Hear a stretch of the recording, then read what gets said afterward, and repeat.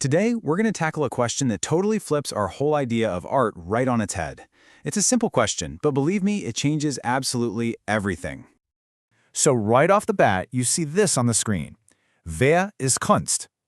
Now that translates to who is art? And yeah, you heard me right. Not what is art, but who. It's a strange question, isn't it? Almost sounds grammatically wrong. But that one word is the key to a massive artistic revolution that's been going on for a century. Because really, this is where it's all heading. What if art isn't something you just hang on a wall or, stick on a pedestal? What if art is something you are? Okay, let's get into how we even got to this idea.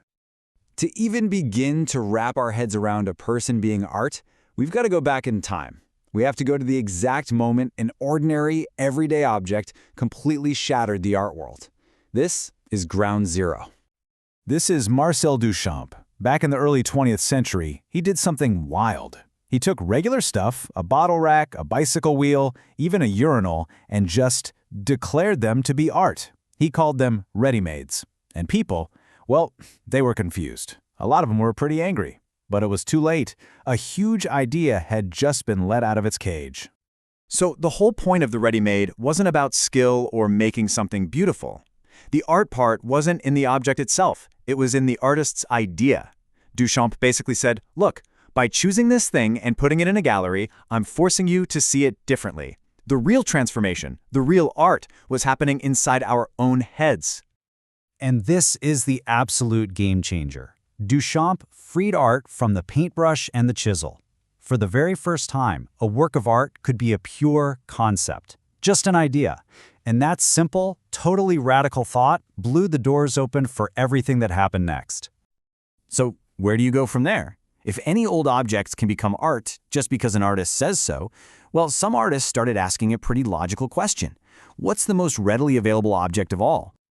And, well, here's the answer they came up with. In 1961, a German artist, Tim Ulrich, made this incredible declaration. He said, "I am the first living work of art." He literally put himself on display.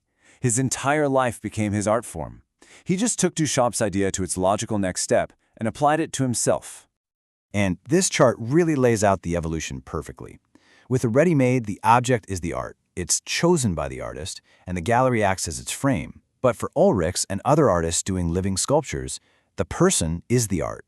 It isn't chosen, it's lived. And the frame, it's not the gallery anymore. The frame is life itself. But wait, it didn't stop there. The revolution had one more massive step to take. One artist was about to push this idea to its most extreme, most democratic, and honestly, most influential conclusion. And his name was Joseph Beuys. Beuys basically took what Ulrich started and made it universal. He said, look, it's not just about me, the special artist, being a work of art. The whole point, the ultimate goal of art is for every single person to realize that they are an artwork. I mean, that's a pretty radical thought, isn't it? He called his big theory social sculpture. For Beuys, sculpture wasn't about shaping clay. It was about shaping society. He truly believed our thoughts, our words, our actions, those were the real materials. Every conversation you have, every decision you make, every time you try to make the world a little bit better, that to him was an act of sculpture. And that leads us to his most famous, and maybe most misunderstood statement, Jeder Mensch ist ein Künstler. It means every human is an artist. Now, he didn't mean everyone should go buy an easel. He meant that every single one of us has a creative power inside that we can use to shape our world. So for Beuys, the real art supplies aren't paint and canvas. They're your thoughts, which create ideas. They're your words, which share those ideas. And they're your actions, which make those ideas real. That's it.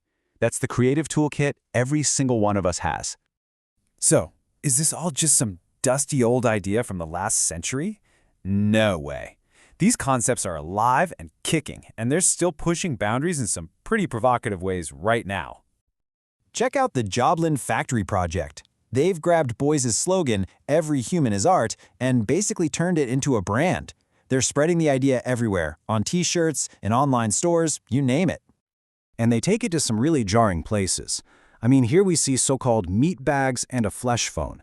By mashing up the human, the flesh, with everyday consumer products, they're forcing us to ask a tough question.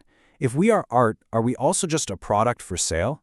It's definitely challenging, it's uncomfortable, and it proves just how powerful that original idea still is.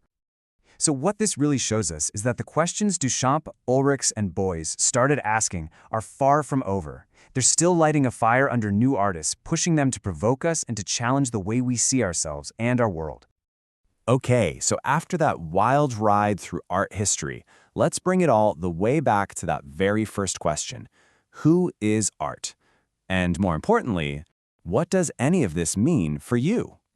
So let's break it down. We've seen that art is so much more than a pretty object. It can be a powerful idea. We watch that idea grow from an object to a single person and then to the potential that exists inside every person. Beuys's ultimate message is really about empowerment. Your creativity, the stuff you express through your thoughts and your actions, is a serious tool for change. You are the artist of your own life, and by doing that, you're an artist shaping the world you live in. So I'll just leave you with this thought. If Beuys was right, if your entire life is a sculpture that you are constantly shaping with every thought, every word, and every single action, then the question isn't who is art anymore, is it? The real question is, what masterpiece will you create?